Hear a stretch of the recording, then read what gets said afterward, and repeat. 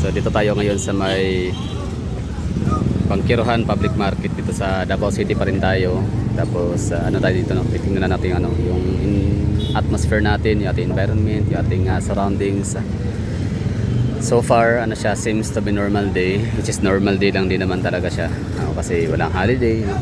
So, kahit pa sabihin natin ano, no, araw ng Davao, araw ng Davao na malapit na March 16, pero seems to be normal dito. So yung mga regular na dito, so tuloy pa rin mga taga Pangkiruhan Public Market. Dito pa rin sila, no, so, nagtitinda. So ito yung tinutukoy ko sa inyo na mahirap talaga kapag gaya niyan, no, hinuli or inaresto si PRRD.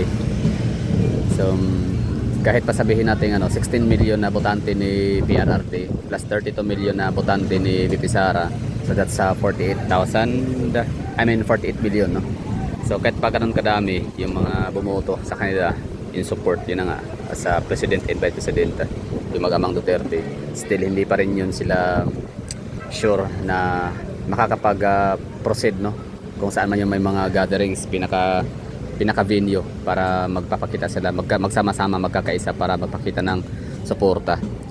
Kasi nga ito, yung sa panahon kasi ngayon napakahirap, no, gumalaw kapag wala kang pera. Ibig sabihin hirap makisama or sumabay sa mga ganyang mga rally event. Hirap sumama sa mga sabi natin people power, no, kung sakali magkakaroon man. Kasi unang-una ang mga Duterte family, wala silang walang may hawak sa kanilang mga oligarch, walang may hawak sa kanilang mga mayayaman, no, mga private mga private sectors, no, mga business, mga negosyante, mga oligarchs, no, unlike sa siguro sabihin natin mga Liberal Party, no, na meron talaga silang Ayala, meron silang ano pala yung Lopeses, no.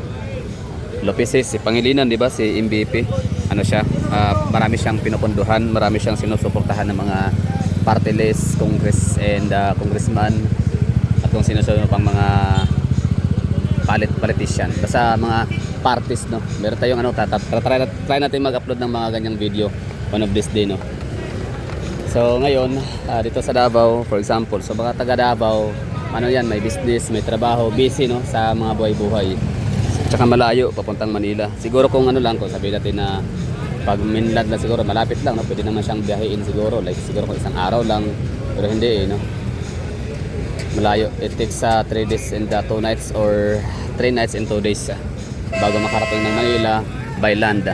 Pamasahe naman noon nasa 6,000 pesos, 5,000. Hindi bababa sa 5,000 pesos ang pwede mong gagastusin papuntang Manila. Syempre pagpabalik ka pa ng Davao, so that's 10,000 mahigit, no, kain pa. So tas rarally ka. So itong Duterte, wala silang pera. May pera sila, hindi sila mahirap. Mga noble family yan, kasi mga mga lawyers, di ba? Mga family of politicians. So kahit paano may pera yung mga yan, pero hindi siya enough, hindi siya sapat, hindi sila billionaires, hindi sila trillionaires kagaya ng mga Romualdez and Marcoses na kayang mag-fund, no? Kaya nilang magbayad ng 500 pesos para sa sarali, isa-id sarali, walang gano'n, no. So kung meron man magrarally sa mga Duterte, ano yan, no, pro bono, ibig sabihin na lang free lang yan, walang walang bayad, walang talent fee. So kahit pa pangkain, siguro meron naman tayong mga kakilalang mga kilala na mga may kaya din, for example Vivian Villis. So kahit paano yan, no, isa yan sa may kaya. Hindi naman siya elitista, pero lang siya, negosyante. So yun lang sa pagkakalam ko so far, na mayroong pera, mayroong kakayahan na pwedeng mag-sponsor, no, ng pagkain, tubig para sa mga taong dadalo sa rally.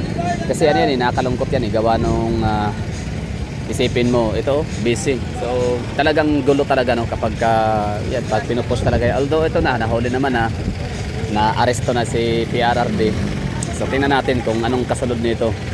Tingnan talaga natin ng ang ganap. Abang-abang lang tayo. Ako, buti na sa akin kasi wala naman akong business.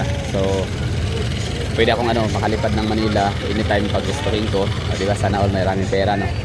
So mahal pa rin yung ticket niya, nasa mga di yan bababa sa 10,000, 8,000, 10,000. Diyan magre-range yung magiging magiging pamasahe. Pero tingnan natin kung talagang kinakailangan, willing tayong diyan, willing tayong mag-spend ng oras.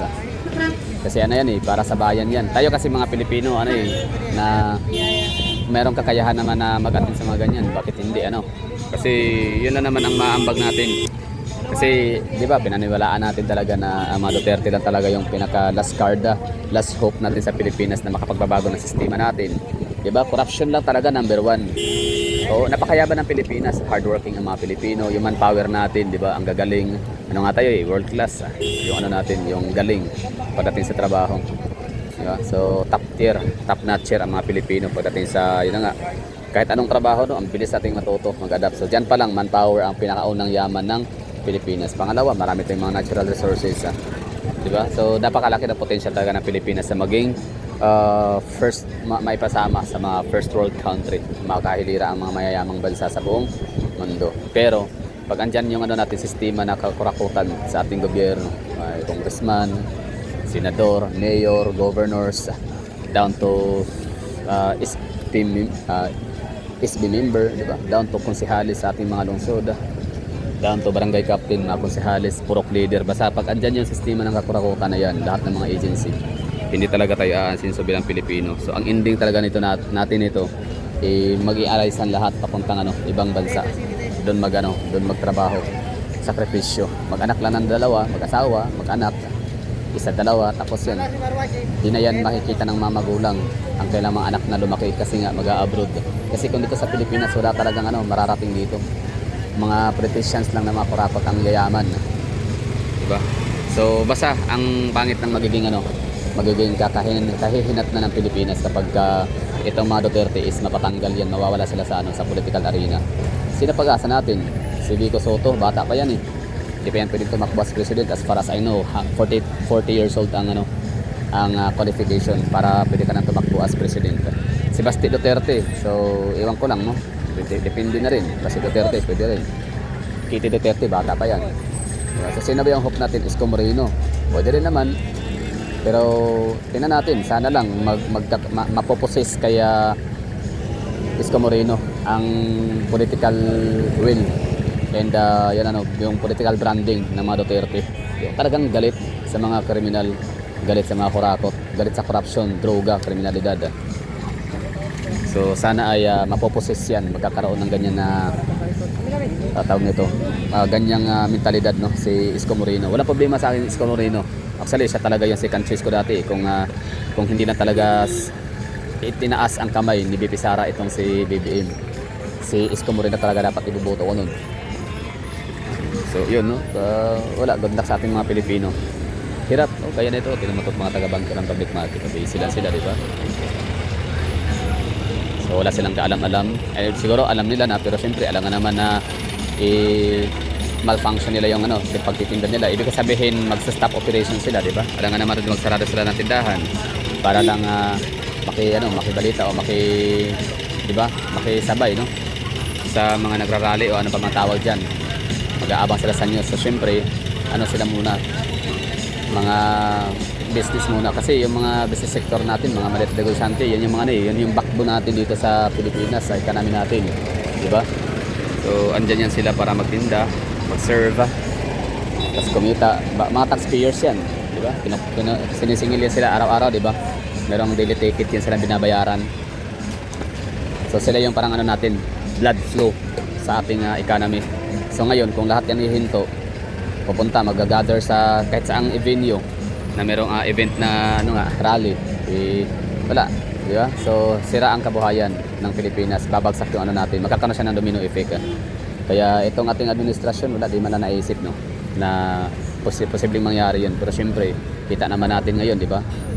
Lantara natin na nakikita yung ginagawa ng yung performance ang ating administration. Wala lang, pa-party, concert, yan, di ba? Formula 1, Duran concert, mga ganun lang yung ginagawa niya. Wala talaga tayo nakikita ng mga concrete solution na kanyang pinapatupad or ginagawa para mabawasan yung inflation. Kita paano, wala siyang ginawang mga programa na pwedeng mag-counterpart or mag-counterflow ang nasa sa problemang inflation sa Pilipinas, di ba? Walang interest ang sahod, kung may interest man, kapiranggot lang. Pero lahat ng mga bilihin ay nagsisitaasan. Pansin ko, kada bili ko sa grocery store, like siguro every 2 weeks, no, nagkakaroon ng price changes sa ating mga basic na mga pangailangan, mga bilihin. So ito yun ha, Bangkiran Public Market. So simple normal lang. Wala eh, di ba? Di naman, alam na natin yan. Hindi yan nila basta-basta iwanan ng negosyo nila. Kasi ano yan eh, yan yung, siyempre meron silang binabayarang tax araw-araw. Or ticket, di ba? Renta. Meron silang pinapaaral, meron silang pinapakain. So, hindi naman lahat ng mga nagtitinda dito, mga small business diyan sila, di ba? So, hindi sila yung typical na kahit hindi sila magtinda ng isang linggo o isang buwan, survive. Yung mga yan, mix ends meet lang talaga yan. Di ba? Like income ngayon, gastos ngayon, parang ganun lang. And the yung flow or yung ano, yung rotation or yung tawag nito. Basta palit ulit, no? Cycle. Daily cycle, ganun lagi, no? Income ngayon, gastos ngayon, and so forth. Which is wala namang problema yun kasi ang mahalaga nga, ito normal na. Kaysa naman talaga doon kumpara sa pandemic era natin na wala talaga makakalabas, wala makakapaghanap buhay. Kasi nga, lockdown na. No? So this time, kahit ganun yung ano, ganun yung setup na income ngayon, gastos ngayon, so wala talagang ano, wala talagang I mean, mix ends meet lang talaga yung datingan. So, ano siya, hindi nila pwede iwanan ng ano, mga businesses nila, trabaho nila, mga paninda para makisabay sa rally. Pero sige lang, meron namang tamang oras diyan, ano? Kung talagang sukdulan na nakakasagad na talaga itong ginawa nitong ano administration natin. Ang tagal pa kasi ng 2028. Hindi pa natin alam ang ano, anong mangyari. Ang dami pa nilang ano oras na gagawa ng mga bagay, no, para mapatalsik, hindi lang mapatalsik si VP Sara, mapatalsik, and at the same time pwedeng isa-assassinate. Ganun talaga yung pinangangambahan natin, di ba? Siyempre pinaka-last card talaga si Sara Duterte, yung pinaka-alas natin.